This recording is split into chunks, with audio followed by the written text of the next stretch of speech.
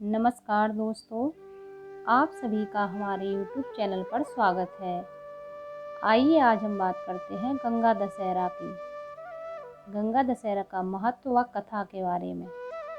गंगा दशहरा ज्येष्ठ माह की शुक्ल पक्ष की 10वीं तिथि को मनाया जाता है।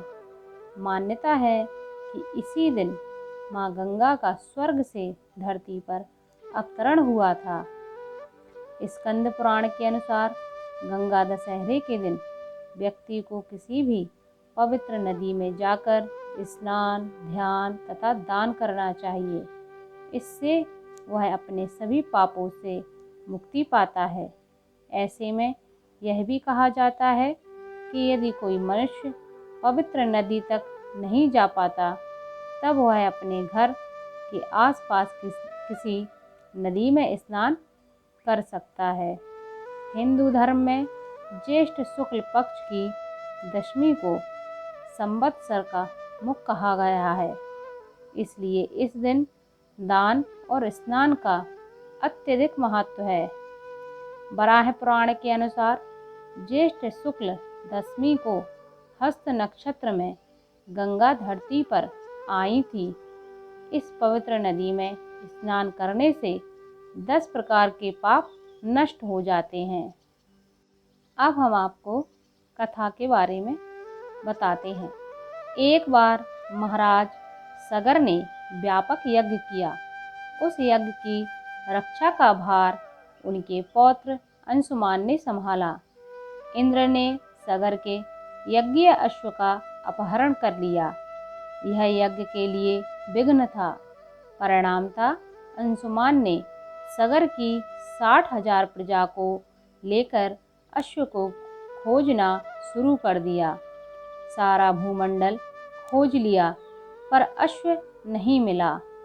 फिर अश्व को पाताल लोक में खोजने के लिए पृथ्वी को खोदा गया। खुदाई पर उन्होंने देखा कि साक्षात भगवान महर्षि कपिल के रूप में तपस्या कर रहे हैं। उन्हीं के पास महाराज सगर का अश्व घास चर रहा है। प्रजा उन्हें देखकर चोर चोर चिल्लाने लगी। महर्षि कपिल की समाधि टूट गई। ज्यों ही महर्षि ने अपने आग्नेय नेत्र खोले, त्यों ही सारी प्रजा भस्म हो गई। इन मृत लोगों के उद्धार के लिए ही महाराज दिलीप के पुत्र भागीरथ ने कठोर तप किया था। भागीरथ के तप से प्रसन्न होकर ब्रह्मा ने उनसे वर मांगने को कहा, तो भागीरथ ने गंगा की मांग की।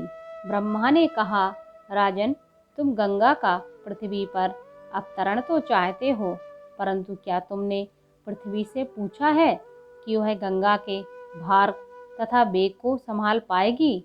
मेरा विचार है कि गंगा के वेग को संभालने की शक्ति केवल भगवान शंकर में है। इसलिए उचित यह होगा कि गंगा का भार एवं वेग संभालने के लिए भगवान शिव का अनुग्रह प्राप्त कर लिया जाए। महाराज भगीरथ ने वैसे ही किया। उनकी कठोर तपस्या से प्रसन्न होकर ब्रह्मा जी ने गंगा की धारा को अपने कमंडल से छोड़ा।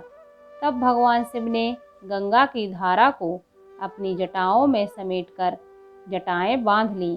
इसका परिणाम यह हुआ कि गंगा को जटाओं से बाहर निकलने का पथ नहीं मिल सका। अब भागीरथ को और भी अधिक चिंता हुई। उन्होंने एक बार फिर भगवान शिव की आराधना में घोर तप शुरू किया। तब कहीं भगवान शिव ने गंगा की धारा को मुक्त करने का वरदान दिया। इस प्रकार शिवजी की जटाओं से छूटकर गंगा जी हिमालय की घाटियों में कलकल निनाद करके मैदान की ओर मुड़ी। इस प्रकार भागीरथ पृथ्वी पर गंगा का वर्ण करके बड़े भाग्यशाली हुए।